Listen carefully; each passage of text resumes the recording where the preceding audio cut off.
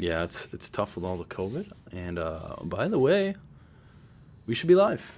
We should be good to go.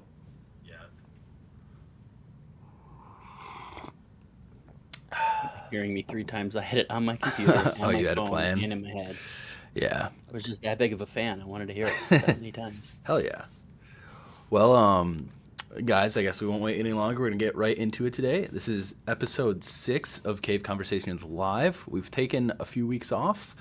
I wanted to be consistent, but COVID had other plans, and then there was also a little trip, a couple weeks after I got better from COVID. So had a couple weeks off there, but we're good. Yo, Lars, what's up? Thanks, man. Yeah, I got my actual camera set back up and everything, so hopefully it's looking good. But Lars, you'll appreciate this. Got some tea. Good old dry January going on. Fancy mug there too. Yeah, Star Wars. So there's a theme with that, and I don't know if you saw it today, but Warner Brothers put out the trailer, or like I guess not trailer because there was already a trailer out. It's like a gameplay overview. It's like 6.5 minutes long for the the Skywalker Saga Lego game.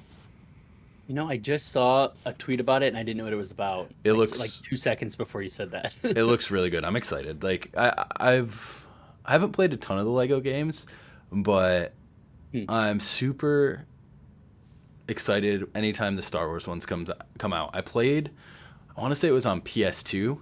I played through all of the original ones back then and absolutely loved them, had fun playing them over at my friend's house. So I'm definitely going to pick these up and play them. I think probably on Switch, just so it can take it on the go and stuff, but it's going to essentially be 9 games because it's going to be every single movie. Ton of games. Yeah, I played I think the first 2 games they came out on DS. It was actually pretty nice in the DS.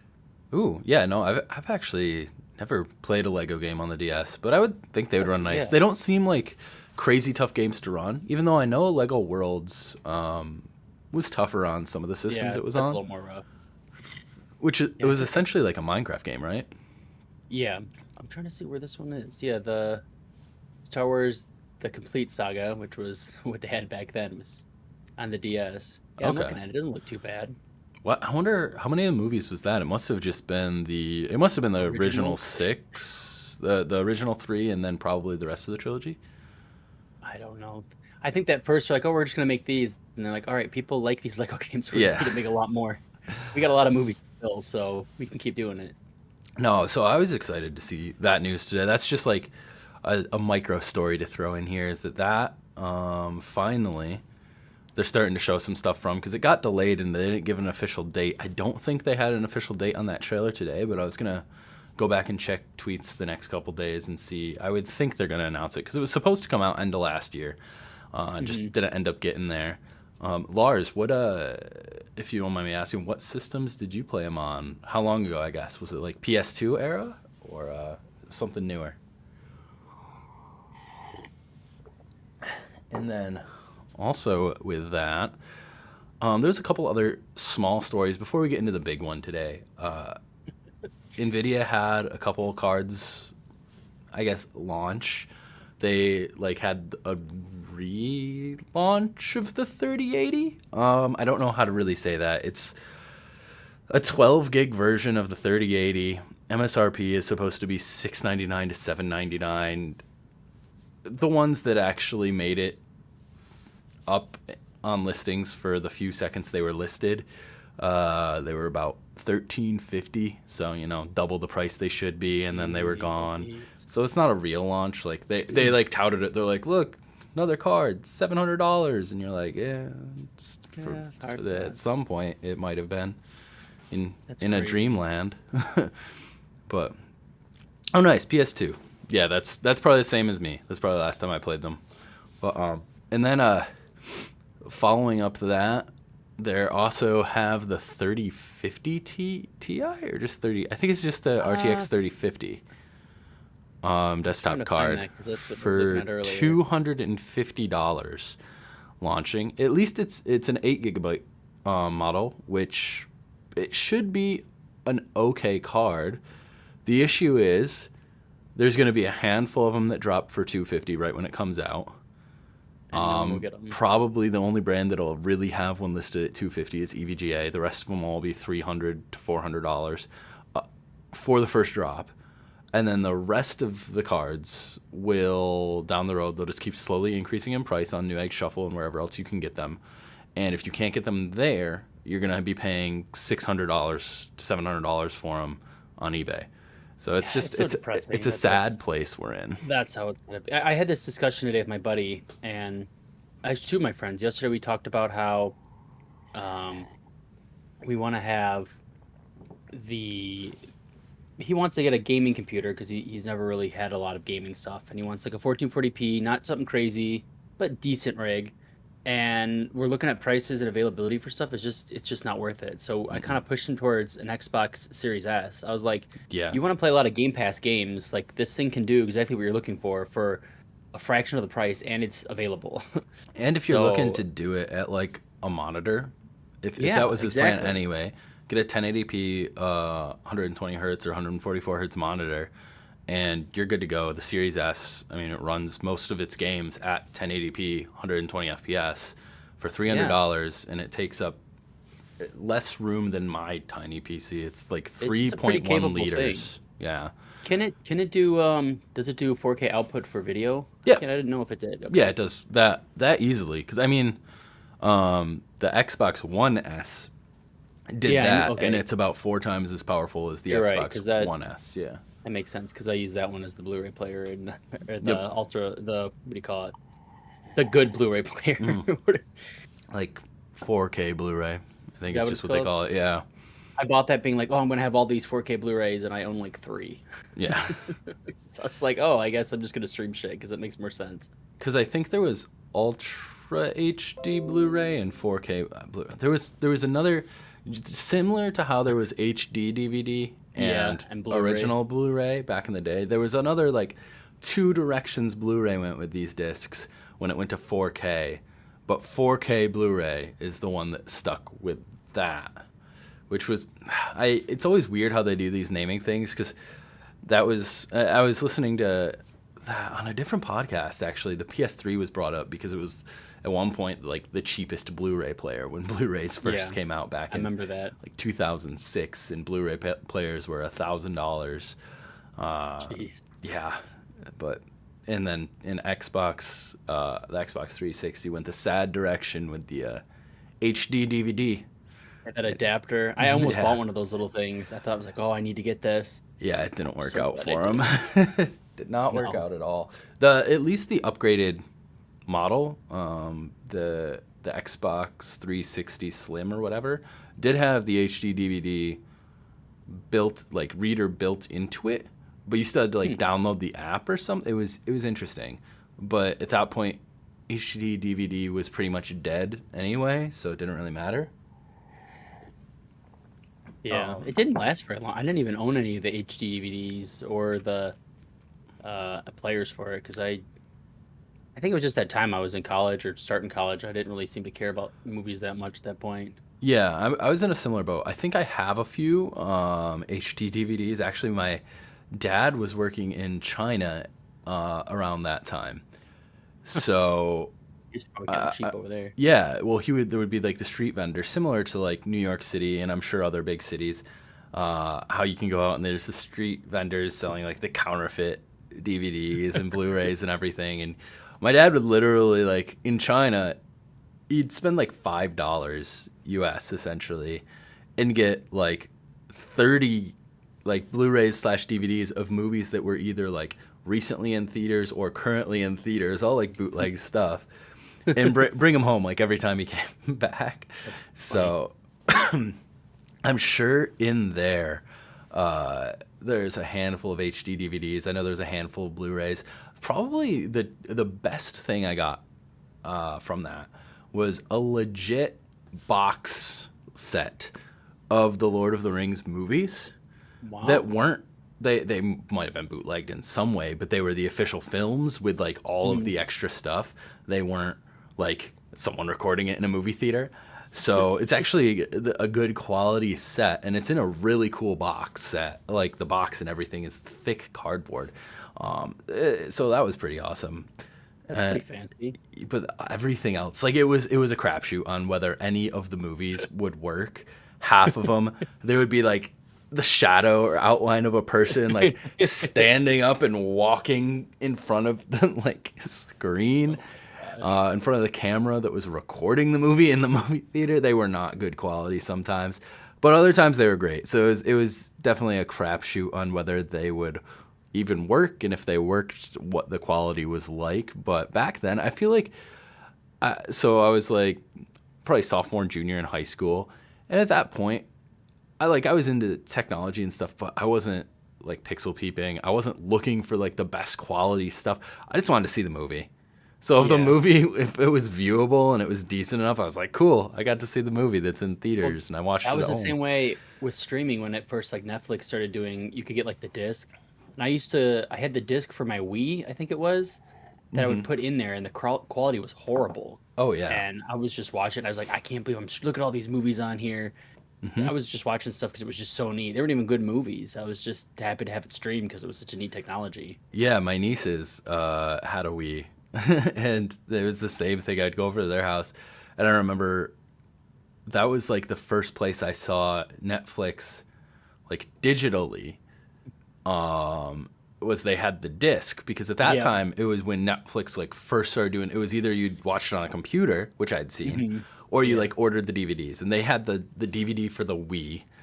And not too long after I got my Xbox 360, I had Netflix on there, Hmm. but it was just funny to see like that you put the disc in. It was like 480p, like, Yeah. but it worked. It was just cool to be able to like sit there and browse, and everything was on Netflix at that point. Like it wasn't. We didn't have a million streaming services. It was all Netflix. Yeah, that was the only place they would So go. So it started off getting better and better. Like everyone's yeah. like, okay, get your movies on here. People are watching this Netflix thing. Oh man, 1 second. Let me see. Lars said, "I feel like physical media is obsolete now." It's getting there. I There don't. was Yeah, go on. there was a I don't know if it was a podcast I listened to or something, but they talked about, is it even worth like for the gaming right now? It's even, I mean, I think DVDs, music, everything that's already gone. Nobody cares about that anymore for the most part. But gaming, Except for is there vinyls. even a okay, yeah, that's a different type of thing though. That's like more of a authentic thing. Like if you just want to have it to experience it and you don't need it experienced in a specific way, Right. digital works just fine. Because you could say the same thing with 4K Blu-rays because you're like, okay, it's not compressed. This is the true best. But for the most part, you're gonna be able to watch it. Anyways, looking at like the Switch, someone had wrote into this podcast and they said, "Is it even worth me trying to get all the physical media for these games? Because most of them require day one updates anyways. And if I'm worried about the digital media not being there because the servers are gone, what's the point? Because even if I have the cartridge, the game isn't gonna really play right when these patches are sometimes needed for these games. So Yeah. what do we do about that? Like No, that is a problem." and that has kind of, because I started to think like, oh, I should be getting more physical media for my Switch, just because of the DRM issues that are happening now. They're talking about with like the PS4, the Hmm. Xbox 360, the PSP, the PS Vita, all those things. As the stores close down, those digital storefronts, and they shut down the servers, so you can't even go and download something you already technically bought, even though Hmm. really, I guess you don't own it at that point if you can't go back and download it, if you don't have it saved Yeah. locally somewhere. It makes you think, oh man, maybe I should be getting this physical media. But the point you just made is there's so many games these days that have day one patches that are like 20 plus gigabytes. Yeah, and some of them aren't just like little fixes. It's like, oh, the game's basically unplayable without it, or Right. oh, you're gonna lose a save, corruption, something bad. Like, so So you, unless you're literally going out there downloading every game you have, doing as many patches as possible, and then keeping that on like a local storage or something, like you're screwed either way if they get rid of it. that's Yeah, actually why there I you just go. picked one of these up actually a few months back around the same around Christmas time. I got this on a crazy sale, but it's a 5 terabyte. And this one is I'm gonna use probably on my PlayStation since I have the all digital version. Mhm. just to back stuff up since they allow you to move stuff back and forth now. So even though I won't be able to play the games off of that for PS5, just having those backup copies because 10 years from now, if Who if knows? they shut those servers down, I don't want to lose the things I paid for. And it's a scary Yeah. thing that going into the digital age, everything becoming subscription, and technically most of the things you buy, even if you buy things, you don't necessarily own them. It's almost like you're renting it until they can't support that rental anymore. It's like a Yeah. long term I'm loan. surprised. I'm surprised that as things have gotten more advanced for like digital ownership, um, the opposite side of being able to store more of the digital stuff, I don't think has gone as far as it needs to be. Like even like the new consoles that just came out with the Xbox, the PS5, like those hard drives on those things are pretty small. And like yeah, even though you can down like your digital PS5, it has what like a It's good. almost a 1 terabyte after the OS and all So that. so it's an 825 gigabyte solid state drive. It's like a direct Yeah, soldered that's drive before the OS. After the OS, it's I think 630 gigabytes is it's what like you have nothing left though. for games and media that you put on there. And yeah, no, when you have games like I actually don't have Call of Duty on my PlayStation, but for Mhm. people who do, the hardcore Call of Duty players who have like the last 3 games on and Warzone so that they can grind each of those weapons and play Warzone, Yeah. those games in total Not right even mention now playing add zombies. You up don't have to space for it. like 500 gigs Yeah, it's if you have crazy. all of them. So it's insane that these consoles have all this stuff and we haven't found a way to make our storage 10 terabytes yet. Like that, like I feel like that technology needs to be pushed way out for us to be able to be safe in this digital age because we really do have to start trying to back stuff up like you're doing with that external drive. Like, yeah, that's not the best option because you can't play the PS5 games off of it, but for the future and you want to hold on to these things and not just basically waste your money in a few years. Like look how big retro gaming is today with games from 20 years ago. Like in 15, 20 years from now, is that going to even exist or is that just dust and we have to just talk about the games we used to play and rely on bad YouTube videos That that well, people that's made? that is a huge worry of mine with these because yeah, the physical consoles aren't gonna last. So that's where emulation, the whole discussion with emulation comes in. And speaking Yeah. of which, I'm gonna use this as a little bit of a segue, but Phil Spencer is someone who, on record recently, has said that he believes in emulation as a means of preservation. He Good old Philly he Spence. believes in it where there are some of the bigger companies, Nintendo being one of them, doesn't like. I guess they're okay with the first party emulation if they emulate it, even though it's might be terrible. Awful. Um, Yeah, but that's yeah, another story. but Phil Spencer believes in emulation as preservation. However, it's done as long as it's not like on current platforms, like stealing current revenue for new games, things like that. You're not. It's not like an illegal pirating thing. It's preserving something that you genuinely can't get or play anymore.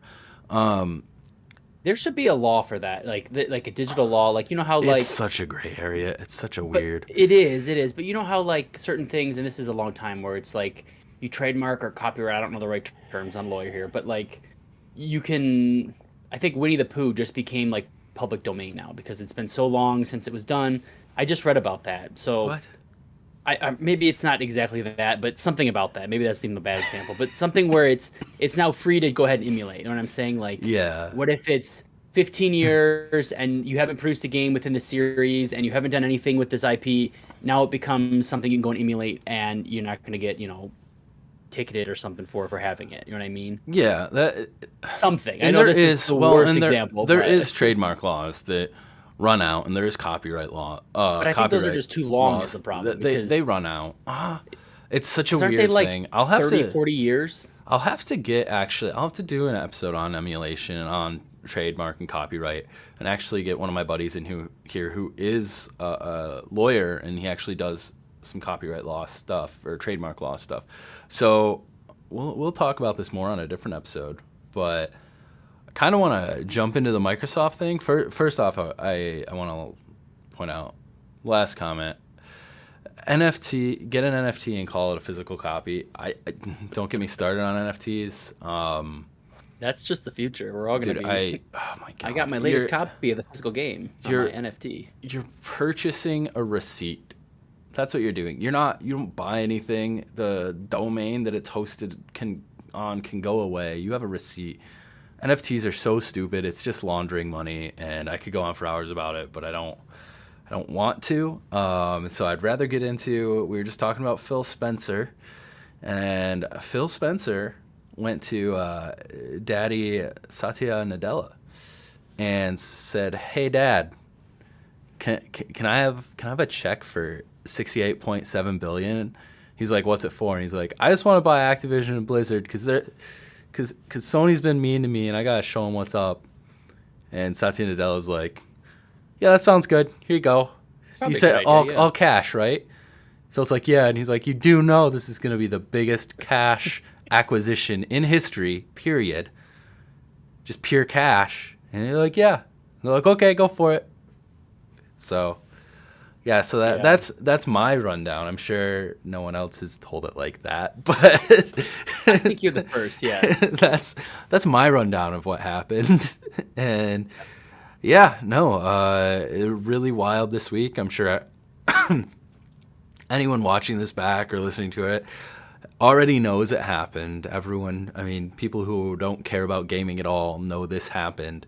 Kevin was saying, like, you were saying you had a meeting about it at work, and you work for GM, Yeah, right? we're just in our team meeting. It's just like we're talking about it, and everyone, people I know that don't play games are talking about it. Everyone, like it's on the Wall Street Journal's reporting on it, and that's we're seeing articles like stuff you're not usually, thinking like gaming news on the main site. And I'm sure they have gaming parts and stuff, but like Yeah, this is well, like big.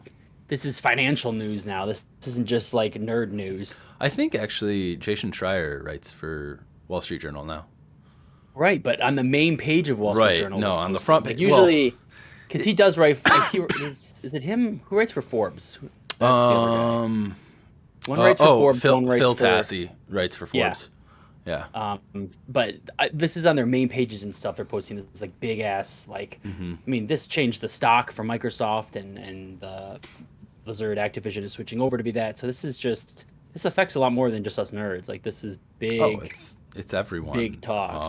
I mean, and it's gonna it's be. insane. It's It's just definitely insane. gonna take. It'll take probably a year and a half to make its way through between like going through the FTC, just all of the hoops this has to go through. It being a publicly traded company that they're acquiring. Mm-hmm. It, the amount they have like tens of thousands of employees, like the restructuring and everything that has to be done by the end of this acquisition for this to all go well. It's going to take a while, and that's assuming everything is approved and goes through, which based on everything that's come out about it, it sounds like there shouldn't be any hiccups with this, which is interesting. Yeah, a lot of people had been. The big thing is, oh, it's a monopoly, and people I see tweets and all kinds of people talking about it. But I saw a YouTuber posted some statistics off of different financial websites talking about percentages of the industry that Microsoft had prior to this. Yep. They owned the gaming market. It was like I don't know 8.7%, something like that. So it's not a Yeah. huge pull. And then Activision Blizzard out of the industry owned it was like 10.2%, right?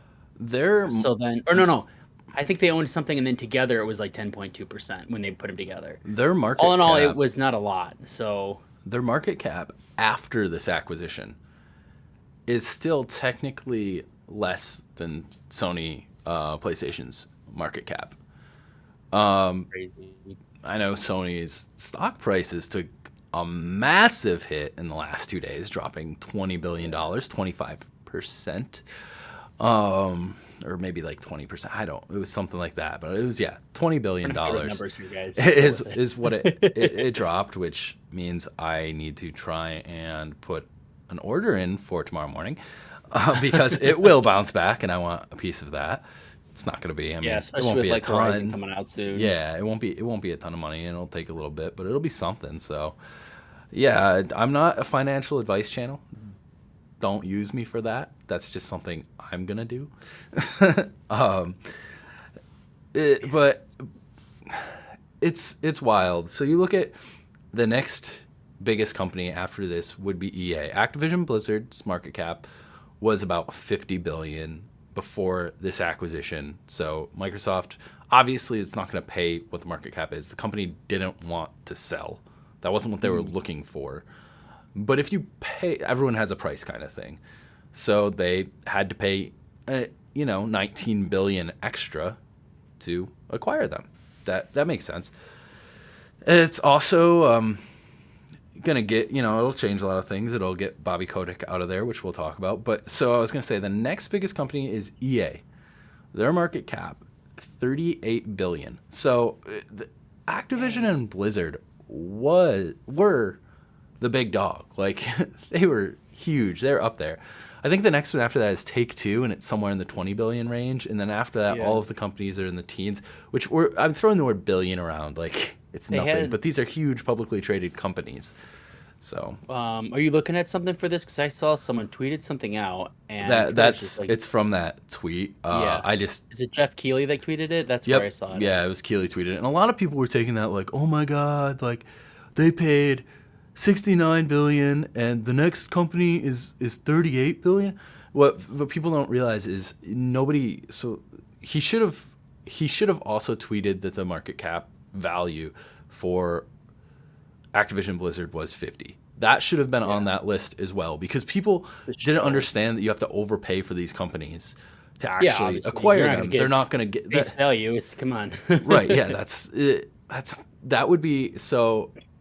That would be like if I'm going to use a nerd example, but if say Best Buy, the like Logitech webcam that you can go into Best Buy and purchase, say they normally get that from the vendor or from Logitech or whoever for $35 a pop, and the price at Best Buy normally, $59.99 or something for the one I'm thinking of.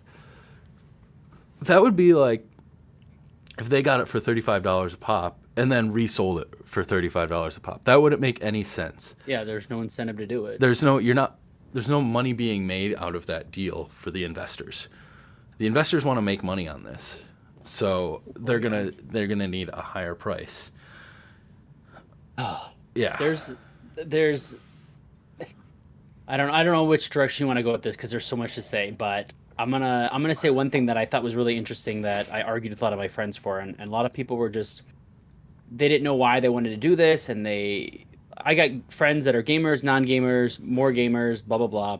Mm-hmm. So walking out of my hockey game last night with a bunch of friends who are mostly not gamers, trying to understand why they wanted to buy this, why would they spend so much money, and between different podcasts and videos and stuff that I've watched, so this isn't fully my voice speaking out here, it's kind of a little bit of knowledge from everywhere, that Microsoft wants to compete with, and they can see the future of where things are going. Yeah. They want to be able to compete with Amazon, Google, Tencent, like these behemoths of companies that are getting into gaming with metaverse and just taking in these little smaller companies like on that list you've mentioned. I know it's silly. The metaverse thing is just kind of this like kind of weird thing that no one really fully understands. And I think you need to throw Facebook, who technically is Meta now, into that. That's another one. They're chasing the same bone.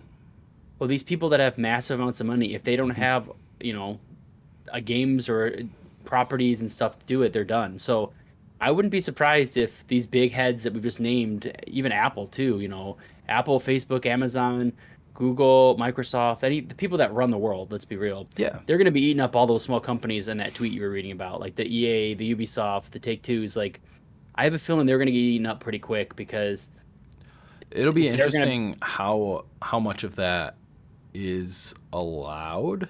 Yeah, I wonder where they draw the line. Right. Because we're getting there. I don't think we're there yet, but we're getting there. Yeah, because there'll be such a divide at that point between indie developers, and then it would just be pretty much the big companies that holding all of these other publishers and developers under them. And I don't know how far this can go. But when you look at like years ago it was like EA eating up everybody. It was those mhm, size company, the medium sized companies, right? yeah. So it's like the big dogs are here now to eat the medium sized companies. Well, and you can compare it to like other forms of media if you want to think like video when it comes to media consumption and what like Disney owns. Hmm. Disney owns Fox. like they own Marvel. They except Yeah, for they Spider-Man own because Sony owns Spider-Man. DC. They own everything else. yeah, there's we could list them off all those companies like Paramount now with Paramount Plus and they've bought up Mhm. a handful of the networks. But it's the same type of thing. Everything is just being held by those major corporations in all kinds of industry. And I don't think that's going to change. I think it's just going to be, yeah. There's as long as there's competition, it's going to be allowed. Yeah. I think the best thing out of this, like out of anything, I think it's just changing the landscape of how consumers are receiving the products. Hmm. And that's kind of a vague way to say it, but instead of paying $70+ for one game, hopefully the subscription pay model is taking over for everybody or Right. something It's like oh, that man. because it's too hard.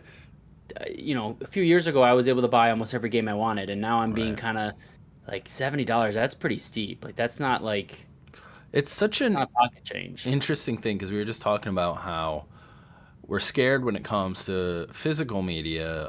We're gonna, like Yeah, it's like a we trap. don't want to lose it because we don't want to not be able to download and play the games that we bought digitally down the road. Yet we're both. I know I'm a huge like supporter proponent of Game Pass. I absolutely love Yeah, it. And I'm excited to see it grow with this acquisition, with the it's gonna previous grow a acquisition of lot. Activision, or I mean of Bethesda, and just all of the other games that they've been paying to put on this service. Yeah.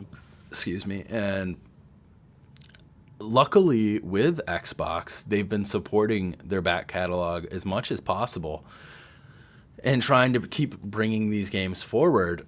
I would love to see that across the industry, and it's just such a weird feeling to be like, I'm scared to lose this thing because I don't have it physically, but also completely be supporting the digital thing because of the Yeah. convenience. It's the same thing that The happened with complete double-edged Netflix. sword. It's like you want both. I want to be able to save this for later, but I also want the convenience of it right now. It's Right. very hard to figure out a way. Like if you can guarantee me that in 15 years these things are all still easily accessible and able to be played, maybe. But Mm-hmm. and I wonder if backwards compatibility is the secret to that. Like the way Microsoft is doing it, like if they keep pushing out the emulator on the Xbox, like that stuff works great. Like Right. the original Xbox games work incredible on the Series X and the Xbox One. Like if that type of stuff is more consistent, yeah, maybe we're not going to get it 100%. I'm okay with that Mm-hmm. a little bit, but if we can get the majority of it and the stuff that makes sense, I think I'd be okay with that with everyone. But Microsoft is the only one doing it. Sony doesn't seem to give a shit about it at all. Yeah. Their now service is okay, but it's like, oh, you want to play these games, you have to stream them, and you know, the lag is just makes it unplayable. Might not even bother touching it. Yeah. And then on the other side of it, I know you mentioned the Nintendo stuff. Nintendo's Mhm. not gonna do it well until they actually put money into their own servers. They use, I think, Amazon's servers, um, and until they, which it'll cost, we'll have to pay a larger subscription fee. I'm amazed that the subscription fee that they charge right now is as high as it is, Yeah, what we're because getting. yeah, for what we're getting and what they're doing, they're not turning up any more servers. They're not. They're not even being There's consistent with the game releases on it. no, It they're was not supposed to being. be roughly monthly. We're behind again. It's been like Yeah, over a month and a half. it's I haven't actually done. I never bothered upgrading. I don't have the expansion plus because I didn't see the value in the N64 games that were poorly emulated. Oh, they were smart with that Animal Crossing Yeah, bundling that because that's the only reason why we did it over here. right. No, and we just paid. I just paid for the Animal Crossing That was probably smart because I'm upgrade. paying extra money for it and I'm not even touching any of those Right. N64 We games. we They're paid so the bad right now. $24 for the Animal Crossing instead of the It would have been Yeah, the $85 or $80 or whatever for the family plan for that Nintendo Switch Online. And I didn't. As soon as I saw the reviews come out for it, I'm like, there's no way I'm putting money towards that. mistakes were made over here. So, It's oh, sorry. the last point about the emulation going with this is I wonder if these companies, Microsoft, with now having like the biggest like collection of games basically out of them, and they're allowing the emulation on these new systems, and they're going to hopefully keep pushing it. How do you think the other companies will react to that? Do you think they're going to start pushing more in that direction to allow the like? Wait, Xbox? What emulation are they allowing? Well, maybe not emulation, but they're allowing the backwards compatibility, which is basically their form of emulation. Like you still purchase it and do all that. Like, right. Do you think they're them actually having... getting them natively ported? That there's a lot more work going into it to be able to get the FPS boost and the quality boost and everything. They've been porting all of those old games to work. So whatever it's compatible. called, how it is. That's what I'm trying to say. So, well, and I get that. Yeah, the ability to play all those games. Do you think when they have this many more games coming in, now they got a ton of games coming from Activision, and they go back to like the Atari, and they have like all kinds of stuff, right? So let's say they start adding tons more backwards compatible games of older stuff. Right. Do you think this is going to be a wake up alert for these other companies to say, hey, everyone's just going to be over here playing Microsoft stuff because they just give access to everything basically from day one all the way up to the future, and we're over here, streaming stuff at Sony, and then Nintendo's just charging you extra for games that don't work very well. Well, this is going to be an interesting talk, and we know Sony is working on their Project Spartacus is the code name for their streaming, or not streaming service, but their revamped PS Now. Yeah, their service is essentially the Game Pass competitor. But I was thinking about another point is, I know, so just prior to us going live, maybe an hour or two, the news dropped about the fact that Phil Spencer, well, I think it might have been a tweet or an interview or something, but I think he tweeted it out that he had sat down today and talked to some of the Sony executives, and Call of Duty, to a point, will stay and keep coming to PlayStation, I guess would be the right way to put it. He's not going to take Call of Duty away from PlayStation, and it was a very vague way he said it. Yeah. And there's a few different ways he could mean that. Oh no, it's all good, Plop. You can jump in a few minutes if you want. I would just have to play with the cameras for a second, but yeah, or you can hang out and chat. It's up to you, whichever you want. So what does that mean to you when you read that, the vagueness? Like, how do you read that? What do you think that means? So there was a few ways I read it. The biggest way I see it right now is that no matter what, Warzone will stay on PlayStation because it's free to play. It's going to make Microsoft money no matter what. Mm-hmm. But there's another thing. And Microsoft, what they've been saying for the last year and a half, 2 years now, is that they want Game Pass on every device possible. Yeah. If they could, they'd have it on Switch, on PlayStation, everywhere. And this might be a bargaining chip. They're gonna leverage to say, hey, you guys, do you want Game Pass?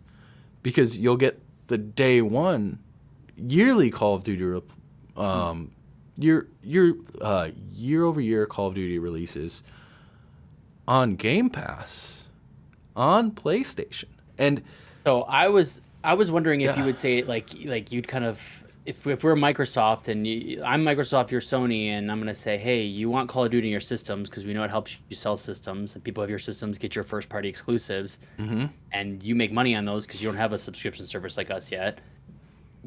We'll give you Call of Duty, we'll put it on your system and let you do whatever you want with that, but you have to allow Game Pass to be on Sony and your PlayStation systems. Is that the bargaining tool? That's what we're going for? It could be. Call of Duty is that big that it could be. And maybe, for every Game Pass subscription on PlayStation, Sony gets a 30% cut of the subscription. That's the same cut they get of any game sold, so why not? And then same thing, any of the DLC or the in-game stuff that's purchased it'd be the same way. And Call of those, Duty NFTs. I hate you. Hate it so much. Um, but so it's such a weird thing to picture, but it's not that tough for me to visualize. At least currently, like the consoles right now are the PlayStation 5 and the Xbox Series X are the two big ones. They use the same hardware. They have the same APU inside them, which is CPU GPU combo. Similar SSDs, similar RAM. It's essentially they're the same computer with very subtle differences, and then different programming based on what Sony did with their user interface, Xbox with their user interface. But so I don't think it would be that outlandish to get Game Pass running pretty easily on a PS5, running all the same games and have it optimized just like it is on Xbox, to where you can straight up, you're not playing it on the cloud. You can download the game and play it. I don't think that's that outlandish. Even if they couldn't get it to work, the streaming stuff still could be added to anywhere. Right. And I mean, that's not the most viable, but like you said it, they got cloud. Like almost every game in there, or at least most of the big stuff that I'm looking at, is cloud enabled. Mm-hmm. Like you could be putting that on the Switch. You could be putting that on. I mean, you can play on your phone. You can play it everywhere. Yeah. I don't know. Have you tried out the cloud on your phone? I have tried it on my phone a few times. I started playing Yakuza Like a Dragon on my phone. It worked really well. Yeah. Well, especially with that, because that's turn-based, right? Yeah. So it wasn't too bad. That's easy. I actually played a couple rounds of Halo Infinite on my phone, and was able to. I got a killing spree at one point on my phone. Like, you kind of get used to the delay, to like you stopping your finger a little sooner when you're aiming back and forth. It's not perfect, and I was playing it. I have the Razer Kishi, which I think you have that as well. Yep. It was playable. It wasn't an experience that I would want. I was doing it for the winter rewards when I was home for Christmas and I didn't have my Xbox or my PC with me to play it. So I just wanted to like log on, play one game, get the winter rewards, and log off type thing. But it wasn't the worst, as long as I had a good connection. Now, when we were at my girlfriend's house, they're kind of out a little farther in the middle of nowhere, and the internet isn't quite as good. I did not have a reliable connection over Wi-Fi. There's a lot more people in the house, so the connection wasn't as stable. It was not a playable experience, any of the cloud games. So you really do need to be on a good network or plugged in if you're playing, on a computer playing the cloud version of one of the games, or on a console playing the cloud version of one of the games. The best experience is always going to be plugged into your router right now. Yeah, definitely. Which in some ways kind of defeats the purpose of cloud and being on the go and being able to play these crazy, awesome new games in handheld on the go. So I think setting up the ability to do it today when the internet is pretty darn good, but it's not amazing, because I bet once you have it set up and all of a sudden you just increase your bandwidth, everyone's got better internet, and 5 years hopefully, whatever, all of a sudden it's already set up and we just play, right? I'd be interested. I haven't tried it yet over a 5G connection, so I will be interested. I haven't either. That's probably something I should try too. Yeah, I'm interested to try that. Yeah, I wonder if something like that works much better than. I don't know. Yeah, we'll see. We'll see soon. I'll have to give that a go whenever I get a new phone. I'm on the Pixel 3 right now, and that does not have 5G. So I can't try that, but at some point I'll try it on like either a friend's phone soon, or hopefully it'll probably be this year, because I've had my phone for about 3 years now, a little bit over, I think. I'll be getting a new phone, and I'll be able to try out any of the 5G stuff. It'll be interesting to see how that all goes. But back to this. So we've kind of discussed how it'll go with. They can take the cloud approach. They can take the Game Pass approach in general, whether it's cloud or a downloadable. They can take that approach, push it on Sony, push it on everybody. The more games that they have on Game Pass, and they can say, the quote Phil gave over the Bethesda acquisition was, our games will be available and playable everywhere Game Pass is playable. Yeah, that's a pretty smart way to say it. That 'Cause was, yeah. he's kind of saying it's like it's up to you. If you allow Game Pass, you can play your games, or your systems will allow our games to be played on it like you Yep. want. And So he it's always kind of like says, a they always say, back way of saying it. and they always say day one. Yeah. They really push that. They want everyone to know that the newest, most top of the line, like best looking, best playing version of every game that comes out is going to be available on their Game Pass subscription service day one, because they want those subscriptions. That's going to make money. Right now, they just passed, the other announcement they made is they passed 25 million subscribers on Game Pass. The low payment price right now for Game Pass is $10 a month. If you have Ultimate, it's $15. If you just account for $10 a month, that's $250 million a month, or $3 billion a year that they're making from Game Pass alone. And that's only going to go up. I could see that in the next 2 years with this acquisition, they could either triple or quadruple that subscription number. I wouldn't be surprised to see that subscription cross 100 million in the next 2 years. Well, okay. So here's a couple things. This ties into the next part I think we need to talk about, which we haven't really touched on yet. But first, Game Pass offers perks already. So like they gave me 6 months of Discord Nitro for free just for being an Ultimate member. So I got that. You get Crunchyroll, you get Disney Plus, like a bunch of extra perks. And now adding in the second part of this, which we haven't really touched on, we talked about Call of Duty and Activision and all that stuff. But what about Blizzard? Like that's a whole nother world that's connected to this. Yeah, like, could you imagine perks coming in with either a WoW subscription, or getting free gold in Hearthstone, or characters in Heroes of the Storm, or skins for Overwatch? Like all of a sudden, like this Game Pass thing is worth more than just getting access to the games. Like you're gonna get perks and stuff to encourage you to play their games. This could possibly get me to play World of Warcraft, because I played it for a month or two, right when they relaunched World of Warcraft Classic, and I loved it. But my issue with it is it was $15 a month for the one game, and I wasn't going to be able to put enough time into that one game every month to be able to justify that. I figured, or do you think they get rid of it, the price? Oh no, I think it's part of Game Pass. I think it's going to be part of Game Pass. Because that's a big revenue a month for those WoW people are dedicated. New stuff comes in, like I don't share their numbers really anymore, but there's millions of people right there already paying $15 a month for that game.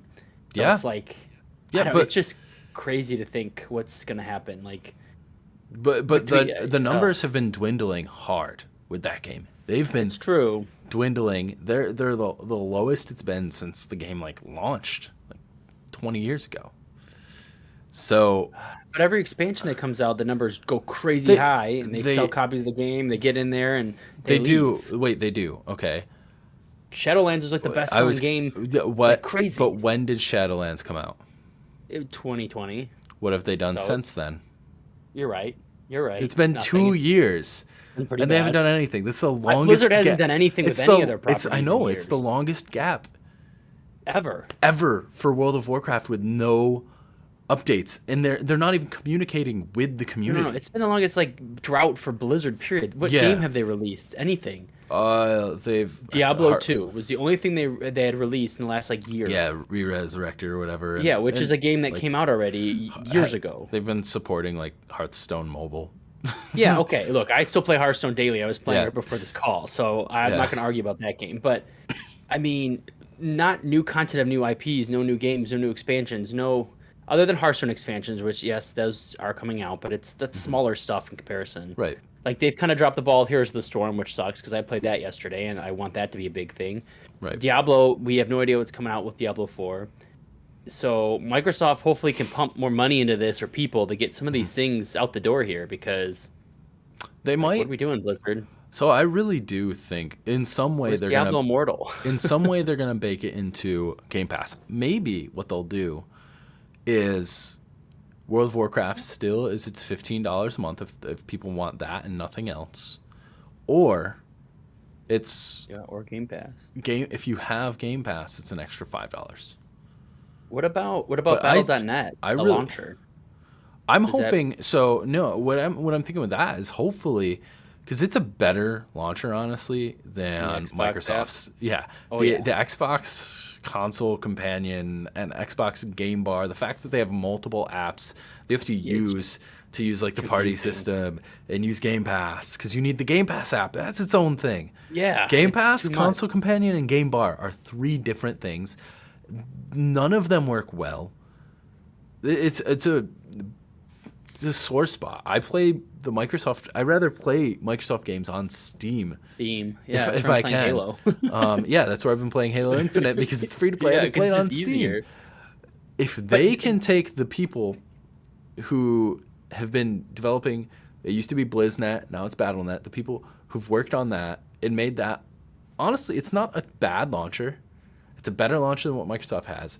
They I can think take it's the that second best launcher talent. to Steam. Yeah, they can take that talent team and say, hey, all of your crap that you're using for Xbox, the three different apps, suck. Let's take the Battle.net launcher, rebrand that for Microsoft, and build that out with the Xbox party system and everything for PC, Yeah, it's and it's make it interesting better, what or kind of put the teams together at least. it's they it's hard because it's like they want to have I think they need to keep the brand separate in a way and just it's almost like a car company that has, the major Mm. company and I work at GM. We have our, GMC brand, we have the Chevy brand, the Cadillac brand. They're all very distinct separate types of brands and the experience you get with each vehicle is very different and the way you purchase it and a Cadillac is totally different in the long run versus your Chevy. Just that's just how it's always been. It, And I feel like it almost needs to be like this too, because a Blizzard player that's playing WoW nonstop is totally different than your Call of Duty player or the Halo player. the everyday people get confused about those cars who owns the brands and stuff. I don't think Microsoft wants any confusion. I think But they they already want do. you. They have. You just said 18 launchers Well, for well, stupid not Xbox that, app. but I don't want. I don't I think get they. confused. I don't even know how to launch a I game don't anymore. think they want confusion about who owns these games anymore. But they've They also been. want you to know that once this all goes through, they want you to know that Call of Duty is Xbox Studios. They want you to know that Overwatch 2 is Xbox Studios. World of But is Call of Duty Warcraft gonna be is on Xbox Steam? Studios. Is that gonna Probably remain on because Steam? it's not on Steam. The new ones aren't.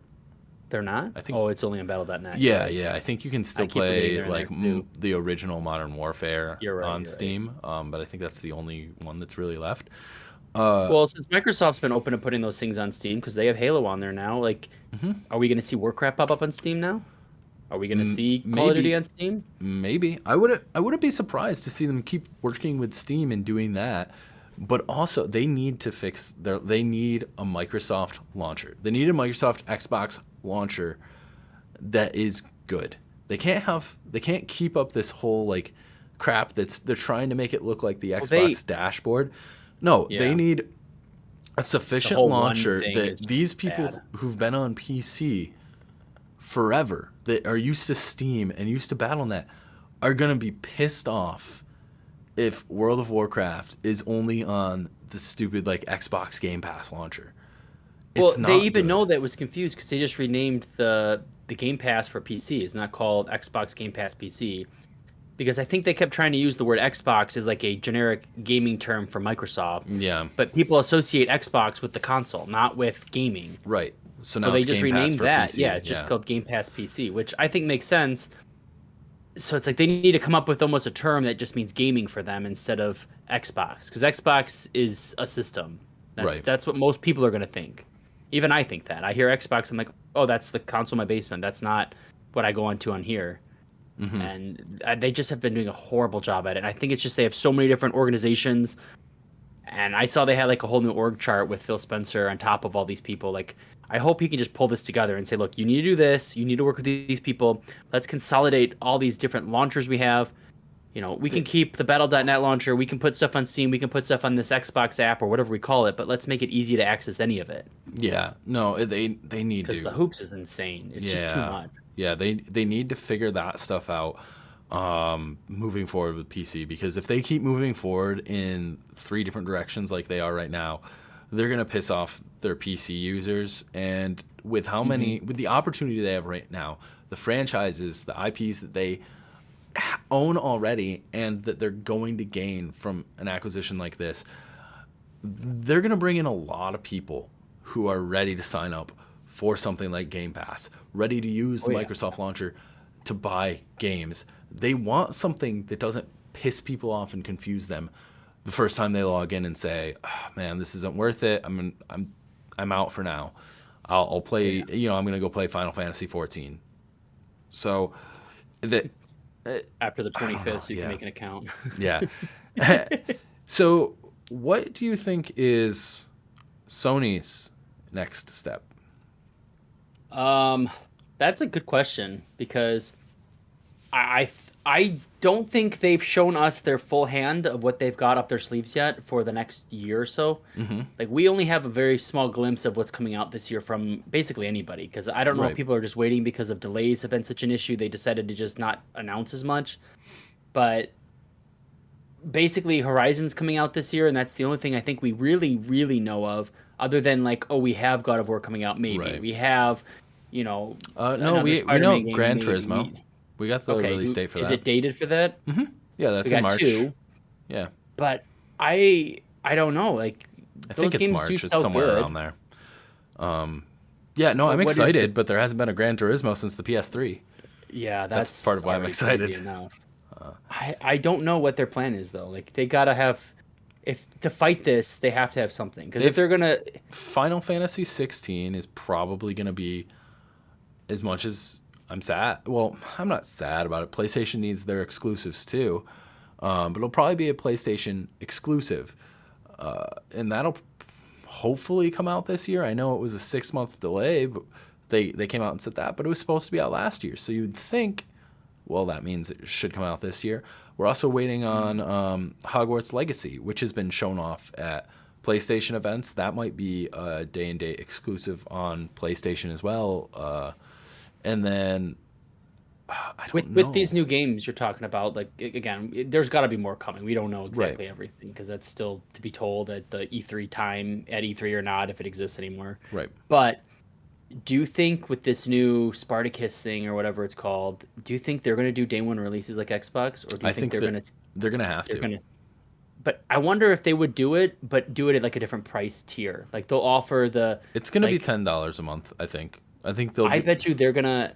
Oh, because I'm also wondering if Game Pass price is gonna go up. Like I feel like even Netflix is going up consistently over the last few years. Like it's getting expensive.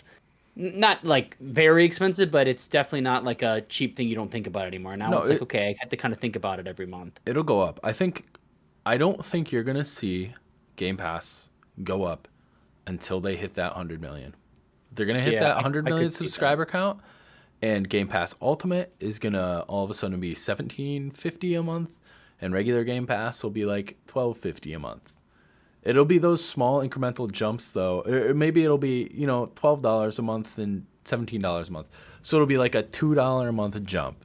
Someone's gonna look at that, and once they're hooked, they have 100 million subscribers. It's A lot of so those easy people are to- gonna be hooked. They might lose a couple million off of that, Yeah. but it doesn't matter. That they've already made up for that with the cost increase, and they're still It's so gonna hard keep to- growing afterward. So It's hard to lose subscribers though, because once you're hooked in, like right. you stop playing, you lose your games. And I could see maybe you take a few months off because you're like, oh yeah, I'm not really playing a lot this month. I'm busy or whatever. But that's a hard service to get away. Just like Netflix, I don't know many people that just give up Netflix altogether because there's constantly new content coming in. It's part of pop culture. You need to know what's going on, and it's the thing you do. Like we don't pay for cable anymore, Dude, I haven't. and that's the stuff. Like people our age don't pay for cable. That's pretty common. No, I can't my imagine. parents come over. They don't know. They were over for New Year's, and they're like, "Well, how are we gonna watch the ball drop? You don't have cable. What's good?" I'm like, "We can just stream it," and they had no idea I could just stream it from my computer to the TV. Yeah. Like, your minds were blown that we couldn't watch Ryan Seacrest drop the ball like live on TV. I was streaming it. It was just, it's just Oh, crazy. No, it's like you said. It's like Netflix, and I can't imagine which is funny, but I can't imagine not having Netflix because so I've had it since high school. Like my parents have signed up for Netflix back in like 2008, 2009, and I've had my account because I had an Xbox 360 back then, and I'm still on just their account because like I don't even like they use it. There's no reason for me to get another one because you can have up to like 5 accounts on there or whatever. It's just me that uses their account, I think. So like I don't even pay for Netflix, but I can't imagine not having it. So if suddenly they were like we don't want it anymore, I would probably get Netflix because it'd be weird to just not like it's one of those things that you get so used to that you can't imagine having it. Another one that we're really used to now that I've had for a little over a year is YouTube TV. And it started with the free trial, but I've gotten back into watching more sports because of it. Watch like live NBA games, watch obviously football season, college basketball I love. And then These also services are so hard to just they become part of your life, like you're saying. and yeah, and so, honestly, a lot of us are probably paying close to what we paid for cable before, cable and they internet. tricked you.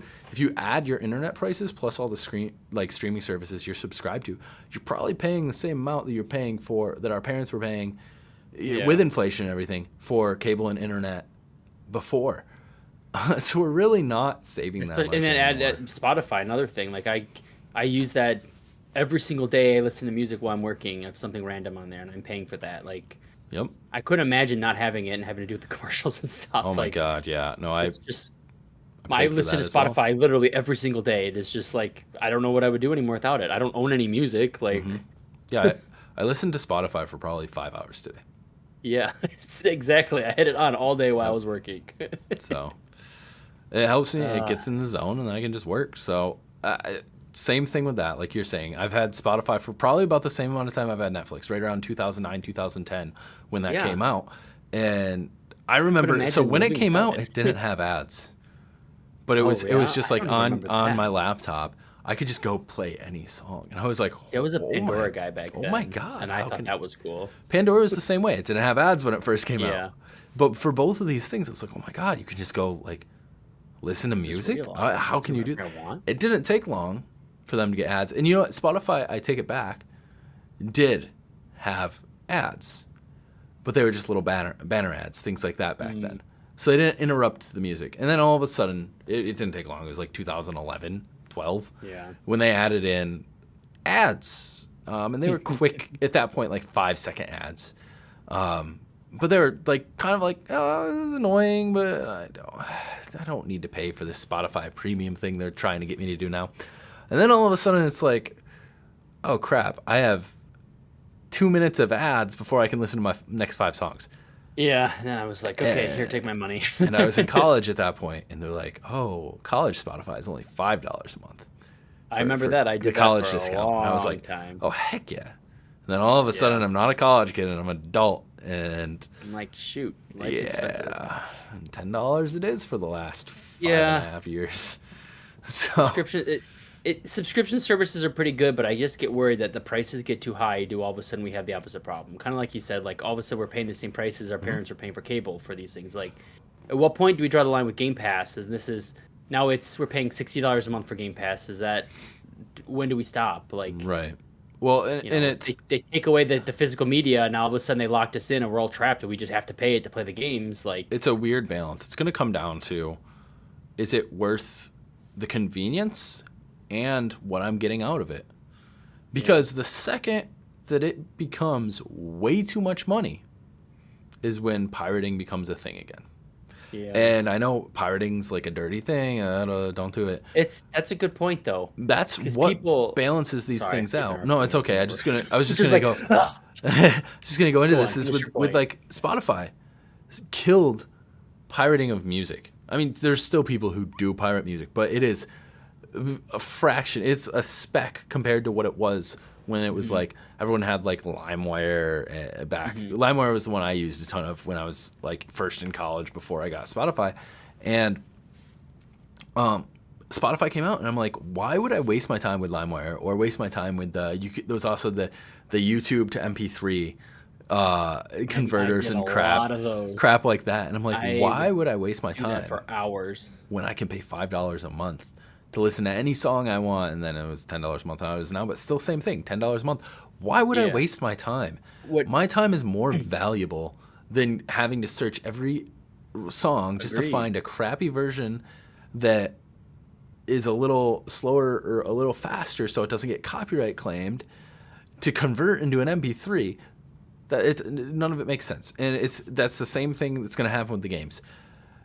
This will be I think this. successful as Okay, now long, yeah, I'm gonna forget this now. go for it. So this ties into what we were saying with emulation too at the very beginning of the show. Mm-hmm. For music, emulation, gaming, of current, if there's an easy way to purchase it and it's not ridiculously priced and it's accessible, people will usually pay it. Mm-hmm. But as soon as it becomes inaccessible, like games you can't buy anymore because they're too old, or games you can't buy because they're just too expensive that are current, or Right. music that is just you have so much, having 12 songs is not enough music for us nowadays. That's just not how No. it works. So having accessibility at Spotify and having everything at your fingertips is what we're used to. So Yeah. we're not going out and pirating 50 million songs. Like, that's just stupid. So having these easy, accessible, affordable ways, people are not going to pirate because it's there. So I think your point, which you didn't even make, was something else. I took it Yeah. differently, and I really liked your Uh, point. I think just having the accessibility and affordable price for a lot of this stuff, Game Pass being cheap and affordable, Exactly. pirating isn't going to be a huge issue. Because all of a sudden you're like, oh, here's my library. I don't need to go out and get it all. I paid my $12, $15. Sure. Yeah. It'll be interesting to see what that price tops out at with Game Pass, because inevitably the price will go up. Whenever So Sony what- does its thing, inevitably the price will Yeah. slowly go up, and it'll be interesting to see what that tops out at, because it's more than what I think like a Netflix or Hulu or any of those Yeah, are yeah. worth, in that gaming in general is now a bigger media than TV and movies. And it's What's your price? weird, but What's your max price that you'd pay before you say, no, not for me? Now imagine Right this is now- Game Pass with all these Blizzard games, with all these Activision. You've got the newest Crash Bandicoot, Tony Hawk's. You've got Call of Duties. You've got Warcraft, Diablo, Overwatch. You got all of this. right now in my current situation, it is what I pay. Right now, $15. I don't want to pay more than that. And, honestly, that's going to be most people's answer. They don't want to pay more than that. If you come back and you ask me in a few more years, maybe my living situation, money, everything's different, I might be willing to pay a higher price. But right now, I think the price they have is the price. $15 a month is the highest I'm willing to pay for a service like that, because I personally don't think I get more value than that. I usually get in one or two Game Pass games a month that we play for a little bit or something, like remember last month, and you kept joking around with me about this one, but It Takes Two. We Yeah. put probably 20 plus hours into playing it and then replaying it a little bit and playing it with girlfriend's family and everything like that. And that's a super fun game. That's a perfect Game Pass game for me. I have a handful of others that we've downloaded just to try out. I have Gunk downloaded because I want to try that one out. I've been playing through Dragon Quest XI on there because that's a perfect game for a subscription service like that, because it's a longer game. How would you feel if now, with all this is said and done, and let's fast forward a whole year, all the Blizzard stuff we just talked about, Activision stuff's in there, they go and buy another big studio, or even not even that. EA's got its EA Plus in there, and then Ubisoft Plus gets included in there, which I think is inevitable because they keep hinting at it on their Twitter. Yeah. So now you have Ubisoft, EA, Activision, all these games day one accessible to play. So every month there's at least two big games every single month. Would you pay $60 a month for that, offsetting the price of a new game? So you've got Starfield No. launching at the same time as something Nope. else that's that big. You 'Cause- wouldn't. No, because I don't. The value's there for someone who's going to play every single one of those big games. I don't play every single big game. See, I would do it, but then I think I would screw myself over because I don't have the time. That's what I mean. I don't have the time to play every big game. So, But then I don't know, would I still be buying these games when they're coming out at $70+? Like Starfield for Xbox Series X is $70. Like, would I pay that just to keep the game to play it later when I know the price is going to go down? Or do I just pay the inflated Xbox Game Pass price? I don't know. I would either wait for it to come down, or currently, like, I'll obviously the current Xbox Game Pass price is $10 a month or 15 for Ultimate. So that I think is reasonable, because I look at it this way: if I I doubt it's play, gonna go to $60, at least not for a yeah, long time. So that was worst case scenario. But I was just curious to see. if I play one $60 game every 3 months, I'm still getting a better deal, because that's $45 for that $60 game. And in my eyes, that's the way I'm looking at it. Which is a pretty good rate for me, because I don't have a ton of time to sit down and play all those big games. I also play a lot of like multiplayer games on PC with friends, free to play stuff. I play Rocket Yeah. League and Valorant, Call of Duty, stuff like that, just chilling with friends. I don't always play the big releases, so I look at it that way. Where so right now the price of Game Pass Ultimate is essentially three $60 games in a year. Is the way I look at it. So if I play more than three $60 games, more than three new releases Get your money worth. in the year, I'm getting my money's worth. And like I've already put a bunch of time into Forza Horizon 5. Great game. I would have purchased that if I didn't have Game Pass, but I have Game Pass. So Halo Infinite, it's I'm so close to wanting to play that campaign, I but want to play the I'm campaign co-op holding. Well, though. that's I'm holding Okay, out so you're going for it. hard, because I have a friend that I've always played Halo with, that I want to play the Yeah. co-op with.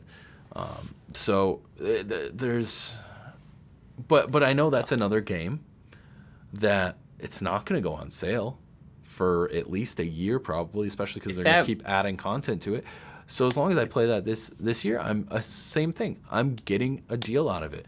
A lot of these things, I'm getting a better deal currently out of the subscription. But the second I think that's being offset the opposite direction, that's when I have to reconsider these costs. would you have paid $70 for Halo Infinite if Game Pass wasn't a thing?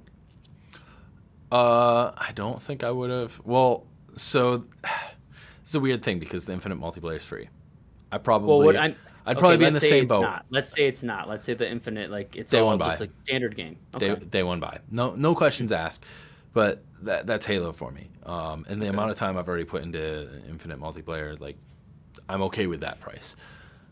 So, did you have anything else to say about any of that? Because I have another question that's a little Go off this topic now. go for another question. I think it's good to kind of, we can move this forward, because I think I only Yeah. have maybe another 5 minutes. So Okay. Okay, I'll make this part quick then. So the one thing that I think is really neat about Game Pass, and I'm really excited for new opportunities with these IPs and properties that are coming from Blizzard and Activision, is Microsoft seems to do a really good job about letting companies, one that are with Game Pass in general, is they're good about letting these companies kind of do their own thing. And I know that the guy that did Psychonauts 2 came out and just said how thankful he is for Microsoft's basically their pocketbook, and saying like they're just giving us money to do what we want, and they're not saying you better make this game, it better sell so much. They're giving them creative freedom. And I think a lot of these companies, especially at Blizzard, like they've been under the gun so much lately with share prices and all this stuff and other things going on.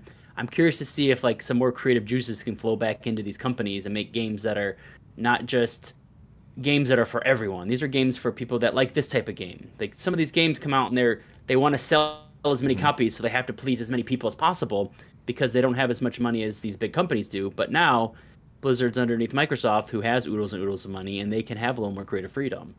So I'm excited to see what type of work they're going to be able to do, and Right. even like old IPs they could bring back that maybe not are very profitable, but just throw it in the catalog of Games Pass, and you know how that goes. Like they just want good content, but they also want quantity too, right? right, You they know, want Game content Pass, that's going to bring in subscribers.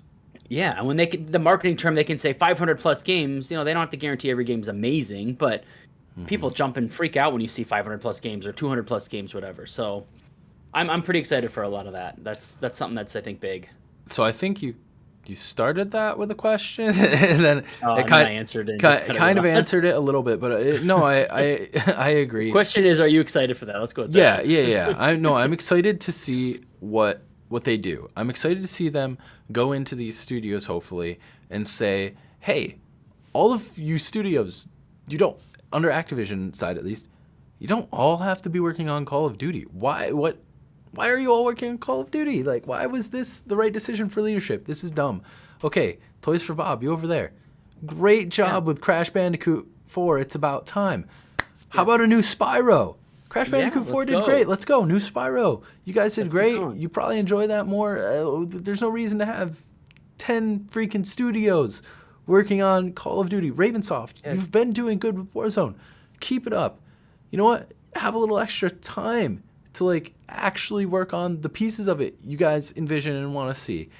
The other Call of Duty studios like Treyarch, Sledgehammer, if you guys want to work on something else, or you guys want to spend more time even on the next Call of Duty games, Infinity Ward, same thing. These developers you're mentioning, they're so talented in the stuff they put out recently. Like, give them access to some of these Microsoft-owned IPs that are just stagnant right now, or not even being touched. Like, and they're starting to do that with Fable. They put the Forza people on it, which is great. Yeah, Playground. Those guys, their shit's been crazy good. Like, the quality is amazing. Now we got all these rare games you've been sitting on for years, Microsoft. Let's go. Throw them at whoever. I don't even care if it's something that's not relevant. Yeah. Treyarch can go make a new Banjo game. Like, come on, just do something. Yep. Like, I don't know. I feel like possibilities are huge. So what I would love to see, because Rare is actually the developer who did this, so I think they have ownership of some of the characters, not all of them, but some of the characters that were in Diddy Kong Racing. Yep. If they could come out with, and maybe they call it like Banjo Racing, or like they just call it like they could think of their own name, but if they come out with a solid homage to Diddy Kong Racing, I loved that game. It was better than Mario Kart 64, and I will die on that hill. You had airplanes, you had hoverboats, and you had coolest gimmick. It was racing. So cool. And they had to design the levels for all three. But but getting back to the point is games like that. Like, give that type of game to one of these studios. Give give some of the like older, like superhero titles. Infinity Ward did I think they were the team from Activision that did the OG Spider-Man games for the PS2. Dang, I didn't even know that. I'm pretty sure it was. I know it was Activision. I'm pretty sure it was Infinity Ward. Activision used to do a ton of games that were really good, and then they just stopped, and they just became Call of Duty. It seemed like. Yeah, Blizzard. Sorry, don't they have Guitar Hero? Isn't that them? Yeah, Guitar Hero Rock Band. Yeah, both of those. So they have those now. Let's bring that back. Maybe some real good wireless. We can make Bluetooth instruments better nowadays, right? Right. And on the Blizzard side, and I'm almost wondering because they came out. It was like a month ago and said that Overwatch 2 and Diablo 4 were delayed indefinitely. They essentially they were like they're just delayed. We don't know. They probably said that because this was already a conversation. Yeah, in flux. And maybe they know, hey, like we're going to have that Microsoft money to actually help us out with these games. And we need that right now because we're in development hell. All of our studios are in development hell over here, because the leadership teams have been terrible. And hopefully now they get some good leadership in there and they can, turn the ship around. And it's a big ass ship. It's going to take a long time to turn around. But if they can turn it around, the amount of IPs, the amount of talented development teams, everything that they're getting out of this is absolutely insane. And there's huge opportunities to bring back some legacy franchises, legacy titles, and really grow, like you said, Game Pass. So that's my thought on that. I wanted to get one more thing in before we ended this, but kind of ties in a little bit, and that I'm excited. And this came out already. Bobby Kotick is going to be out of there once the acquisition goes through. Leadership is going to be changing drastically. They posted the new leadership tree in the acquisition announcement and stuff, what's going to be happening and how the people are going to be reporting to Phil Spencer, essentially all of the companies under Activision Blizzard. So what did you think of all of this? I assume it's pretty much unanimous across Yeah, gaming. I mean the guy's got to go. Yeah, I'm hoping he kicks out. I'm still leery about he's supposed to get a bunch of money if he leaves either way. So at this he's point, give him his money, whatever he's got to do to get him out of here. He's created just a bad environment for a lot of things. Even if I'm sure some of the stories are probably stretched a little bit, the things that are literally like public documents of courts and cases he's been in already that exist are just bad enough. Like this guy, yeah, his number one concern was not the company, and he's obviously not doing things that are very helpful because right. so many people have spoken out against him. It's shameful that he even exists in the company still. They couldn't get rid of him already based on previous behaviors. It's S- just time for this guy to get out of Sad, there. sadly, he will get a golden parachute worth Yeah, whatever. You know what? hundreds of millions of dollars. But yeah, no, I think He's out of there, I think the and key is that was going to happen either way. And like you said, he's out of there. The leadership team is changing drastically, and I think if they do the same thing with those studios Carter. Microsoft does that they've been able to do with the other teams they've acquired in the last couple of Hmm. years, I it's going to be good for hopefully for all of the employees over at Activision Blizzard who really needed this. And it's just going to be great to see that kind of thing happen if those developers finally get treated the way they should be treated, Right. and at the same time get to develop games that they love to develop. They need a good environment for them to, like I said, creative culture to come in and not this. Hmm. I feel like everyone's too scared to do anything right now with the way these companies are that it's just there's so much stress and anxiety. You're not having creative Yeah. juices flowing. And I think it's been proven at least the other companies that Microsoft bought 4 or 5 years ago when they started this like takeover of gaming. Like those companies are all saying such positive things about the working environment, the money, the like I said, Tim Schafer, that's the dude, right? Isn't it the Yep. Psychonauts guy? Yep. I Yeah. always For get him mixed up with double fine. yeah, but just the amount of they came from making that game out of a Kickstarter to making this game as a game of the year. Like it was just Right. they've come so far, and the things that he came out and said, just like I appreciate everything. We've been able to do whatever we want. No one stepped in our way and came down and said, "Don't do this, don't do this." And they were able to make a game, like I said, that came out to be game of the year almost. Like it was a contender for it. Well, So I think it was huge that Satya Nadella came out on stage for Microsoft's like E3 presentation thing, mhm, and he spoke and he essentially put forward how committed Microsoft was to Xbox and to Game Pass and to growing gaming as a whole worldwide. mhm. And when you have the CEO of not just Phil Spencer, CEO of Xbox, but when you have the CEO of Microsoft, Yeah, the leader of Microsoft, one of the biggest companies in the world, yeah, saying that he stands firmly behind growing what they're doing over there at Xbox and growing gaming and making, building this great place where he wants to see, Microsoft Xbox to be, the name that is synonymous with mhm, great gaming and great games. That's huge.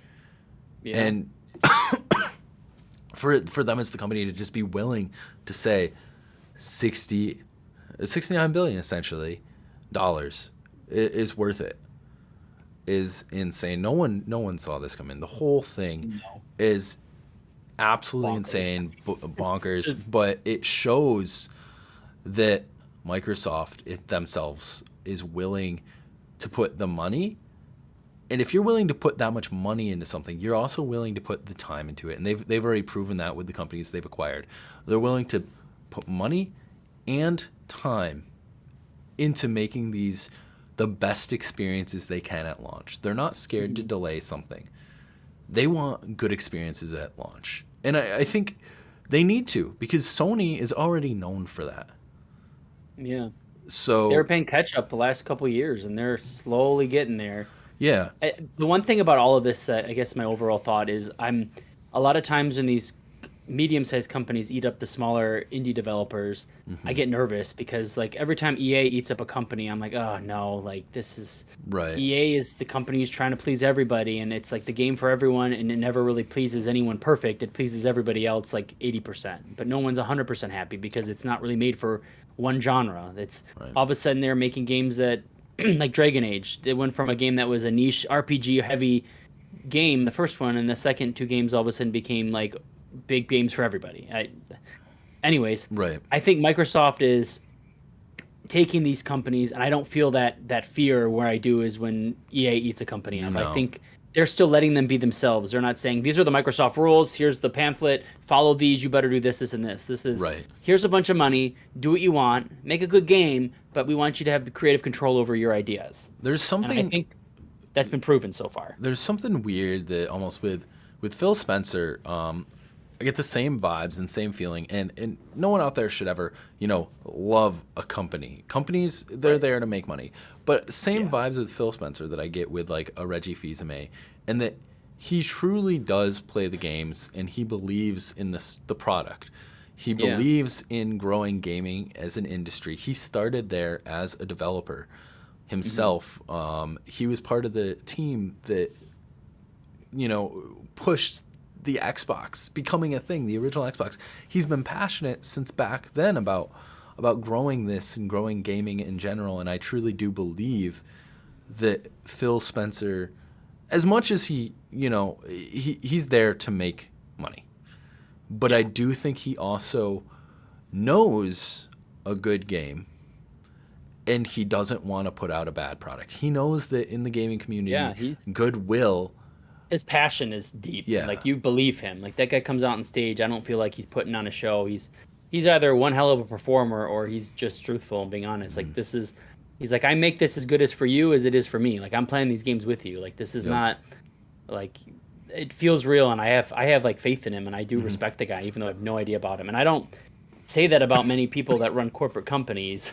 No, At least big divisions of them. So it's I don't know. tough. And he, like I said, and I can say this a million times, he's there to make money first and foremost. Exactly. I But do agree I with that. think I think he does understand that, especially in this gaming universe, the goodwill goes such a long way. In Oh this, yeah. with the changes that have happened over the last 10 years with social media, and there's so many people online, it's so easy for opinions to be out there, for things to be shared and pointed out, things that are wrong. People get together with their pitchforks on Reddit and rage about something, and I think he understands that the opposite is true when something good happens, that people get together.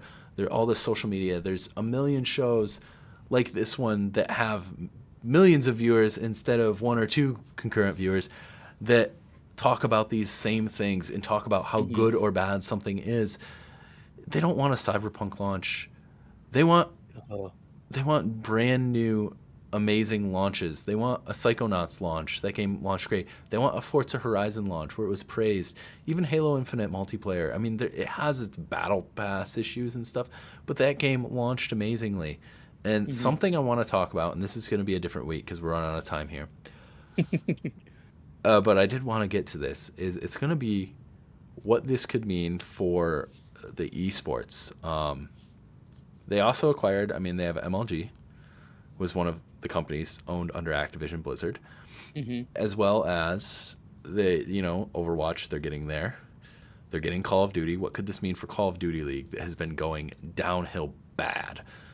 They got to do something with a lot of these. Overwatch is Heroes of the non-existent. Storm. That they used to have the Heroes of the Storm League. It was a Right. big thing, and I followed that a ton. That was my favorite esports game, and they killed it. So this is going to be, I don't know if this is going to be a next episode or if this is just going to be a future topic we discuss, but this could be great for those franchises in the esports side of things that really haven't had enough attention, especially like Call of Duty League. There's millions and millions and millions of dollars that go into that every year. And that thing has been just like crashing into the ground because they don't listen to their players. They aren't they're putting money into it. They're throwing money at it, but they're not fixing the things that need to be fixed, making good maps, listening to the player base on what they want to see fixed in the game. Listening to like the franchises and seeing what they want to have done at events, like getting the team skins, anything to like show team support within the game. All these things were in Halo Infinite at launch, and that was pissing off that community. So we're gonna talk about that in a later episode. I'm gonna end it here. Kevin, do you wanna let everyone know where they can find you? Yeah, I am found most Sunday nights online streaming for Link Cable Gaming, and then on the website at linkcablegaming.com. There's tons of stuff going on article wise, and I'm actually about to write an article for tomorrow about this. So just, I mean, everybody's writing articles about this whole merger or this acquisition has just been nuts. So it's hard to avoid it in the internet. But yeah, find me there, and then on Twitter, hit me up at Pro5002. All right, And guys. thanks for having me. This was fun. Oh yeah, definitely. And Kevin here will be back more. I'm trying to get a solid rotation of people, and hopefully for some bigger announcements or just bigger shows, we'll occasionally do the 4-man show as well. But I'll have Link Cable Gaming linked in the description, guys, so you can check him out there. And as always, I'm Mike's Nerd Cave. You can find me here. You can check me out over on Twitch. I stream games and stuff over there. I might try doing a PC build stream over there either tomorrow or sometime this weekend. So I'll be doing that and just kind of probably talking about this same topic while doing it. But with that said, guys, you can also find me just little self-plugs. Twitter, Instagram, Mike's Nerd Cave on all of them. But yeah. That's it for tonight's show. That was Cave Conversations episode 6, or Cave Conversations Live episode 6. And we'll be back hopefully next Thursday to discuss some more topics. So I'll see you guys then. Peace.